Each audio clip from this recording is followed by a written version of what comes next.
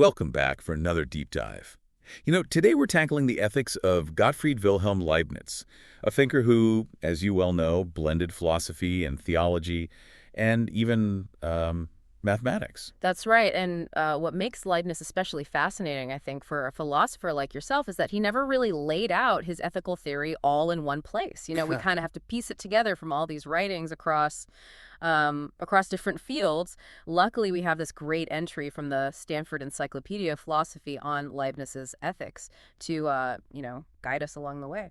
So it's kind of like a philosophical puzzle then. Exactly. What makes this puzzle so intriguing? Well, one thing is that he pulls from all these different philosophical traditions, Platonism, perfectionism. He even brings in some hedonism. It's all blended together in a way that's really unique to Leibniz. Wow, that's pretty interesting. Now, the entry mentions this concept of the threefold good. Is this where we start to see all these ideas kind of coming together? Absolutely, yeah. So it's a tripartite view of the good: metaphysical, moral, and physical. And Leibniz, he ties these together in a really interesting way. So the metaphysical good is all about reality, being, and degrees of perfection. So basically, the more perfect something is, the more real it is for Leibniz. And this idea, it really forms the bedrock of his entire ethical system. Okay, so reality itself has a moral dimension. Right. What does this mean for us? Like, Yeah. how are we supposed to live? Well, that's where the moral good comes in.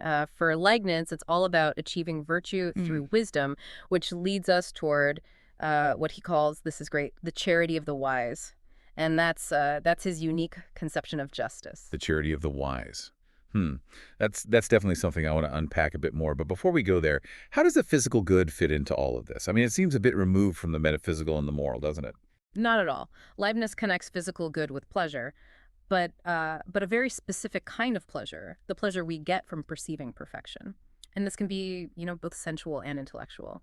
So are you saying that something like enjoying the beauty of a painting can actually, contribute to our moral development? Exactly. Because for Leibniz, even something as seemingly simple as enjoying a beautiful painting can actually point us towards a deeper harmony in the universe. It might even make us want to understand that harmony better. And that desire to understand, that's an intellectual pleasure that ultimately draws us closer to God, the ultimate form of perfection. Oh, I see. So it's all connected. Art, morality, even our understanding of the universe itself. I think I'm starting to see how all these different philosophical traditions are kind of weaving together here. Yeah, that's exactly right. And, that's really just the beginning. Leibniz also had this strong commitment to natural law. He believed that to achieve the good we need to follow these universal ethical principles. Universal ethical principles. So he's suggesting that there's some kind of like a moral code embedded in reality itself. Exactly, yeah.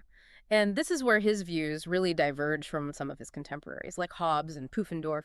They thought that morality was totally dependent on God's will. But Leibniz, he argued that moral laws are eternal truths, independent of God. Oh, wow. That's a pretty big difference. What were his reasons for taking that stance? Well, he thought that making morality, dependent on God's will actually kind of undermines our love for God, because it suggests that God could have chosen, to make good things bad and bad things good, which, makes goodness seem, I don't know, less essential to God's nature. So for Leibniz, God's inherent goodness is reflected in these eternal moral laws, laws that we can discover through reason and then use to guide our actions. Precisely. And to understand how those laws play out in practice, in our everyday lives, we need to really dig into his 3 degrees of justice. This is where things get especially interesting for a philosopher like yourself. 3 degrees of justice. It sounds almost like some sort of philosophical ladder, leading us towards a more perfect understanding of how to live a good life, a moral life. Oh, that's a great analogy. It really speaks to this sort of hierarchical structure of Leibniz's ethical system. Each degree kind of builds on the one before it, right? It leads us towards greater and greater moral perfection.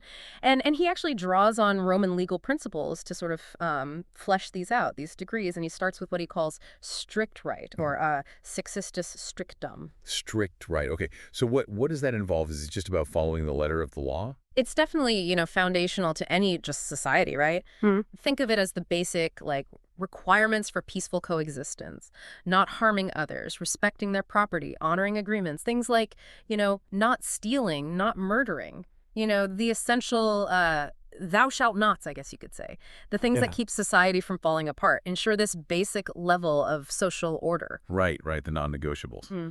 But I'm guessing Leibniz wouldn't stop there. What's the next rung on this ladder of justice? Yeah, you got it. We move from, simply avoiding harm to actually actively promoting good. The second degree is called equity or charity, Hmm. and it goes beyond just our legal obligations. So it's about actively trying to make things better for others, Mm. even when it's not, legally required. Yes, and it includes all sorts of things: actions, attitudes, gratitude, generosity, compassion. Yeah. Acts of kindness that really go above and beyond, what's strictly required. It's about recognizing that we're all connected, and acting accordingly. So it's a move from obligation to genuine care and concern for others. It sounds like a challenging, but also like a more, I don't know, a more fulfilling way to live. But where does this ladder ultimately lead? What's like the pinnacle of justice for Leibniz? That would be the third degree, piety. And this is where the metaphysical and the moral really kind of come together. Piety involves living honorably, with this constant awareness of both the soul's immortality and God's governance of the universe. It's about striving for perfect justice, not just, in what we do, but also in our intentions, in our Yes. motivations. So piety includes both, strict right and equity, but it adds this deep spiritual dimension to it. It's almost like aligning ourselves with this divine order, recognizing that our actions have this eternal significance. You put it perfectly. And for a philosopher, I think this is where Leibniz's ethics gets so, captivating. It's not just about, following rules or anything like that. It's about cultivating this deep understanding of reality, of how everything is, interconnected, and striving to embody those eternal truths in how we live our lives. It's a beautiful vision, but I imagine that some people might find it, well, a bit daunting. How do we actually live up to this ideal, especially given our own limitations? We're human, we tend towards self-interest. Is Leibniz asking too much of us? That's a really great question, and it's one worth exploring. Leibniz, he didn't shy away from the complexities of human nature. He knew that we're, motivated by self-interest. He knew that we experience these fleeting desires, that we make mistakes, but he also offered a framework for understanding and ultimately transcending those limitations. And that's where his moral psychology really comes into play. All right, let's dive into that then. How does Leibniz reconcile this, our seeming inherent, self-interest with the demands of a life lived according to these three degrees of justice, particularly that highest level of piety? Well, it really all comes down to, recognizing that true happiness, true lasting happiness is found in moral perfection. It's not about denying our desires, right? It's about cultivating the right kind of desires, the ones that lead us towards greater understanding, towards greater harmony. So how do we tell the difference Uh, between the desires that lead us towards this true happiness and the ones that ultimately leave us feeling empty, even if they give us some kind of pleasure in the moment? Well, Leibniz, as you might expect, has a pretty nuanced view on this. He draws a distinction between what he calls basic sensual pleasures and those that are, more intellectual, more driven by reason. Think about the difference between, having a really amazing meal, right, and the feeling you get when you solve a really complicated philosophical problem. Right. They both offer some kind of pleasure, but that second one, the problem solving, it points us towards a deeper, a more lasting kind of fulfillment. So are you suggesting that we should just deny ourselves those simpler pleasures in order to pursue this higher, more intellectual happiness? It sounds a bit like you're advocating for a life without any joy, without any spontaneity. Not at all. No, it's not about denying ourselves, simple pleasures entirely, but it's about recognizing that those pleasures can lead us astray, If we're not careful, they can distract us from the things that lead to real lasting happiness. Things like, knowledge, virtue, connection with the divine. These are the highest forms of perfection, right? Okay, so No. it's about finding a balance then. We don't need to Yeah. become, ascetics or anything, but we should be mindful of the kinds of desires that we're, cultivating. Exactly. And this is where this really fascinating concept of disinterested love comes into play. It might be one of the most, I don't know, the most radical and exciting aspects of Leibniz's ethics. Disinterested love. That's a term I've come across before, but I always found it a bit paradoxical. Yeah. How does Leibniz define it, and how does it fit into this whole framework of, moral perfection and true happiness?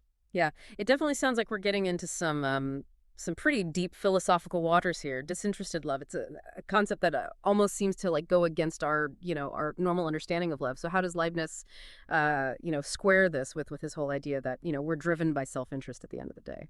That's exactly what makes it so interesting, especially for a philosopher like yourself. Hmm. It really makes us rethink the whole nature of love and how it relates to our own self-interest. For Leibniz, disinterested love, it isn't about denying or suppressing our desire to be happy. It's more about recognizing that our true happiness is kind of tied up with the well-being of other beings.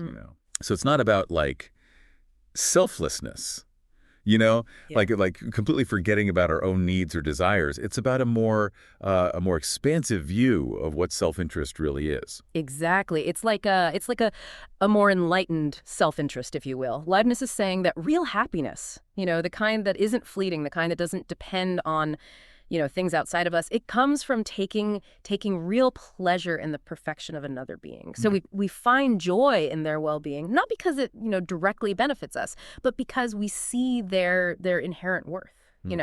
We see how they contribute to this overall harmony of the universe. I mean, that's a beautiful idea, but I have to say, it still feels a bit counterintuitive to me. How do we actually develop this disinterested love if we're, naturally inclined to put ourselves first? It's definitely not easy, that's for sure. But remember, for Leibniz, moral perfection, it's not about suppressing our natural inclinations. It's more about understanding them and kind of directing them towards higher goals. Oh. He suggests that we can cultivate disinterested love by focusing our attention on those things and others that reflect those divine attributes. Their Yeah. intelligence, their kindness, their creative spirit. Oh, so by like appreciating and celebrating those qualities in others, we're basically aligning ourselves with the ultimate source of perfection, God. Exactly. And when we do that, we kind of raise our own understanding of the good, and we Yeah. experience this deeper, more lasting kind of happiness. It's really a process of both intellectual and moral growth. It all comes back to that idea of imitating divinity, which we touched on earlier. Sure. Leibniz seems to be saying that we're all capable of reflecting those divine attributes, of becoming these little divinities. Yeah, and that's where his metaphysics is so important. This belief in the soul's immortality, in God's governance of the universe, that provides a really powerful motivation to strive for moral perfection.